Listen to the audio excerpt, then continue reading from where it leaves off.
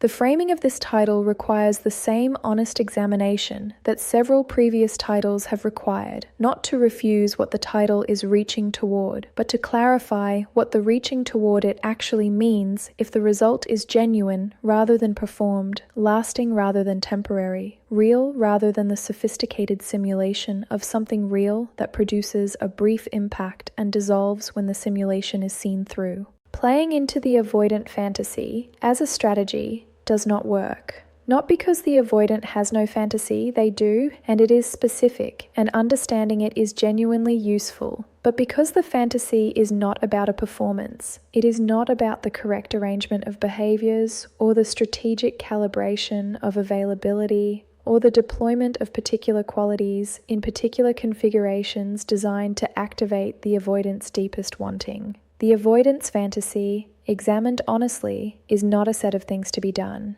It is a quality of person to be, and the quality cannot be performed into existence. It can only be recognized in someone who already possesses it, or arrived at through the genuine internal work of becoming someone who does.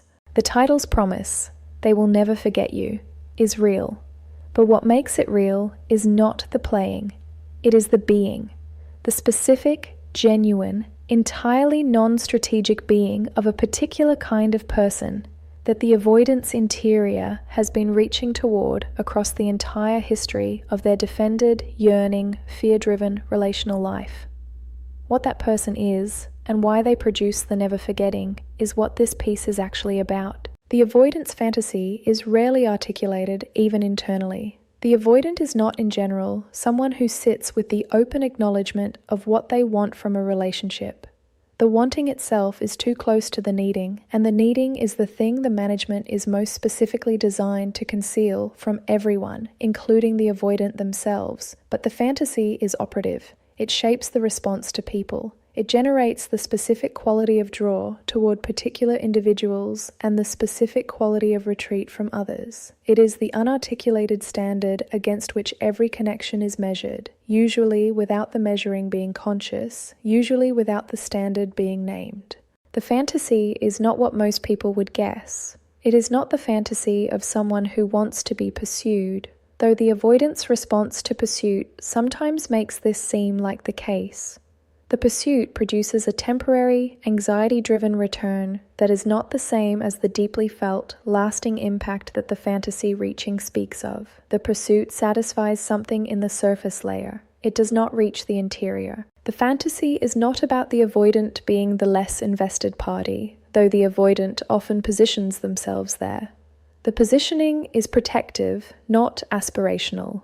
The fantasy, if it could be honestly described, is the opposite of the positioning. It is the fantasy of being so fully, so genuinely, so specifically met by another person that the positioning becomes unnecessary, that the elaborate infrastructure of self-protection, the management, the calibration, the continuous monitoring can finally, in the presence of this one particular person, be set down. The fantasy is rest. The deep, genuine, finally possible rest of someone who has been working very hard for a very long time and has, in the presence of this person, permission to stop.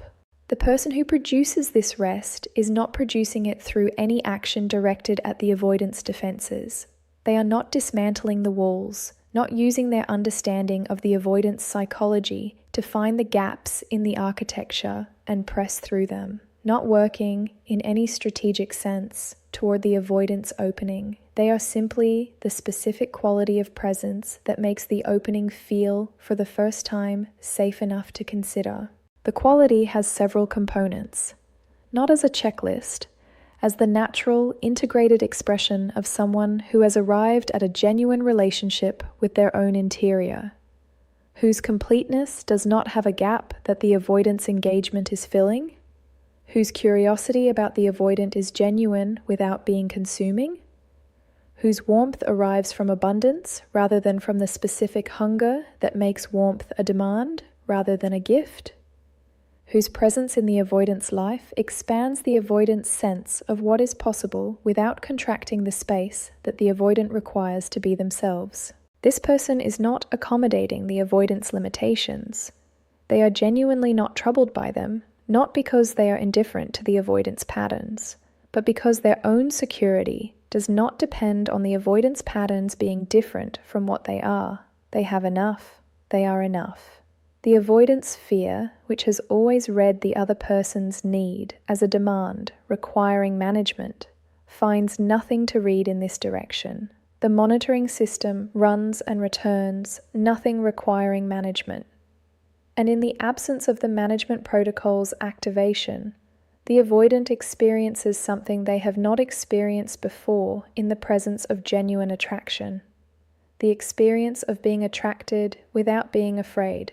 This is the fantasy, not the drama of being pursued, not the validation of being chosen, not even the comfort of being understood, though understanding is present. The specific, extraordinary, for the avoidant, almost unimaginable experience of genuine attraction that does not activate the retreat, of wanting someone without the wanting immediately generating the fear of the wanting, of being close without the closeness generating the pressure that closeness has always generated.